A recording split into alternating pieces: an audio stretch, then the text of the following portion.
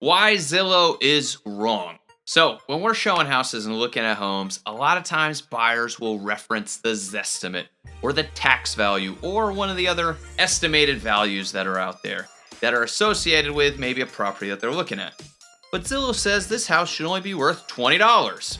And the problem with that is that in today's market, using these estimates can really hurt buyers and sellers when they don't arm themselves with the truth about the value of a home.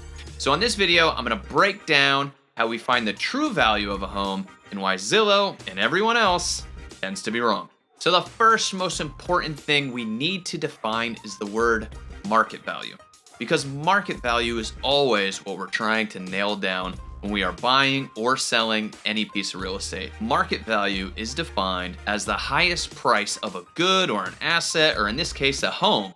The highest price the home would sell for in an open market. Now, an open market consists of humans, and humans tend to be a little unpredictable, and houses are all very different, and that's where the extra thought and expertise comes into figuring out a home's market value. We're essentially trying to figure out what humans like, and if you've ever asked your wife or girlfriend where they want to go to dinner, what do you want?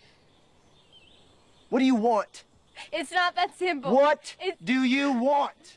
you'll quickly realize that humans tend not to be an easy thing to figure out. And that is why the algorithms and estimates tend to get it wrong. Now look, Zillow does have some good data. They have the size of the house, they have how many bedrooms it has, they have whether it's a 2-story or a 1-story. They have some pretty good starting points for their estimate to take a guess at what a house is worth. But the problem is, this number can be way off depending on the home. And if it's a home that you like, in today's very competitive market, you may miss out on it because you looked at the Zillow price instead of looking at what the home is really worth. Now, let me just hit on some of the things that have happened in the market recently. All right, we've seen a dramatic increase in prices in homes that have pools. If you want a house with a pool, guess what? Everyone else does too. And right now, prices have gone up. Also, things like homes with offices are much more sought after. We're seeing updated properties with all these things go for a premium. So let's take a real life example of a house that our clients moving from California to Texas recently purchased. The house came on the market for $420,000 and it had a beautiful pool, great layout with the extra room for our clients who were remote workers. The neighborhood was great and the neighbors were even better. Lots of school-aged kids. This place was perfect for our buyers.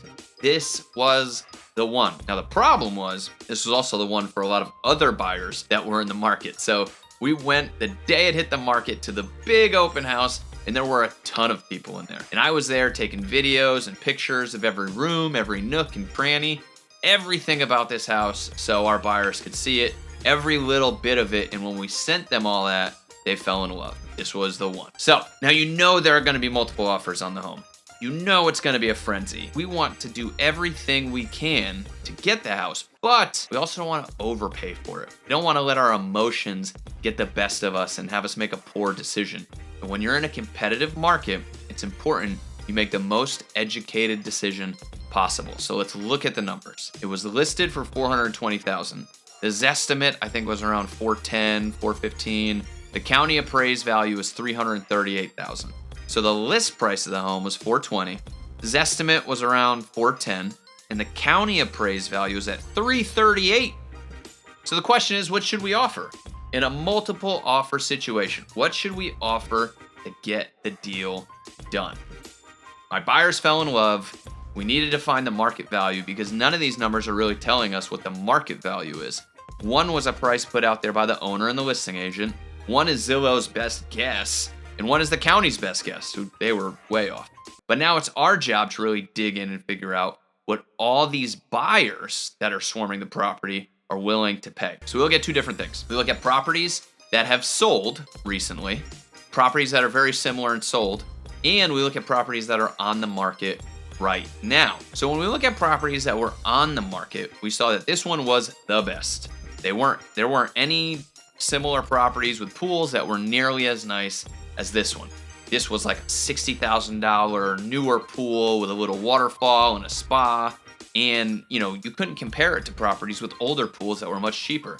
Again, Zillow knows the house has a pool, but it doesn't know how much nicer this home's pool is than the others. So we knew this home was the best actively for sale on the market. But what about properties that had already sold? The best place to find true market value of a home is to look back at other sold homes, and this is where it got interesting. See, if you looked at the price of the home in that small neighborhood, it seemed like it was on the high end of the little neighborhood it was in, which is where most of the other numbers came in. But if you looked at comparable sales just outside of it, that had a comparable pool, you had to go just outside of the neighborhood to find good comparable sales. When you did that, we quickly realized the house was actually underpriced based on sales with pools in neighborhoods nearby. So now's the fun part. Remember we talked about trying to figure out humans? Well, this is where we dove into the numbers and made an offer $20,000 over the list price. We offered $440,000. Sounds crazy, but let's find out if it was crazy. So it's a multiple offer situation, and we had to find out if our offer had won. And later that day, we got the good news that yes, our offer had in fact been accepted. And we also found out that we had the best offer, but not the highest. See, we were actually $1,500 less than the highest offer, and there were lots of other offers that were right around our price, but it was our buyer offer packet we submitted in the terms of our offer that made us win. So, why do I tell this story? Because Zillow was $30,000 off and the county was $100,000 off. And how were they so far off? How did these estimates get it so wrong? Well, because they're estimates. The market's always changing. Every house is unique, and none of the people making the estimates are actually going inside the house. They're pulling the data and taking a guess. Now, all this is fine if you understand that. But keep in mind, market value of a home is much more complicated. Takes much more analysis and expertise to find that true market value. Want to know the best part? When the property was appraised by a licensed appraiser, it appraised right at $440,000. Right where we offered it. We nailed it. And that's why Zillow gets it wrong about home values in San Antonio. That is why you need to make sure you have an expert helping you along the way and that you're digging deeper to find the market value properties. If you have any questions about the San Antonio real estate market, please feel free to shoot me a message. As you can tell, I enjoy yapping about this stuff. So give us a call or drop us a comment. Tell us what you think in the comment sections. Everybody loves a good comment. We'll see you on the next one.